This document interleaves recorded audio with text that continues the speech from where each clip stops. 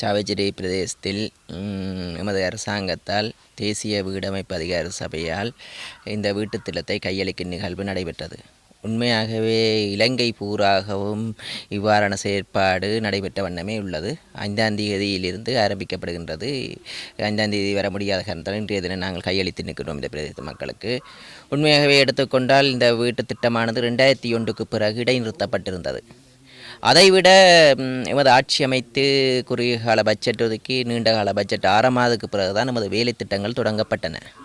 ஆனாலும் இந்த குறுகிய காலம் வெறும் 4 மாதத்திற்குள் ஒரு வீட்டை கட்டி முடிப்பது என்பது கடினம். முன்னைய காலத்தில் அரசாங்கத்தால் ஒதுக்கப்படும் நிதிகள் உரிய நேரத்தில் மக்களிடம் சென்றடைவதில்லை.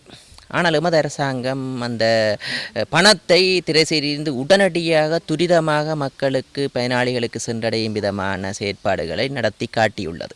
ஆனால் நாங்கள் இன்று 4 மாதத்திற்குள் முழுமையான தொகையை விடுவித்து வீட்டுக்காரர்கள் தங்கள் முயற்சியின் ஊடாகவும் 6 லட்சமாக இருந்த நிதியை 10 லட்சமாக அதிகரித்து அதே நேரம் அந்த 10 லட்சம் நிதியையும் துரிதமாக 4 மாதத்துக்குள் மக்களிடம் பயனாளிகளிடம் சென்றடைத்தது ஒரு பெருமைக்குரிய விடயம்.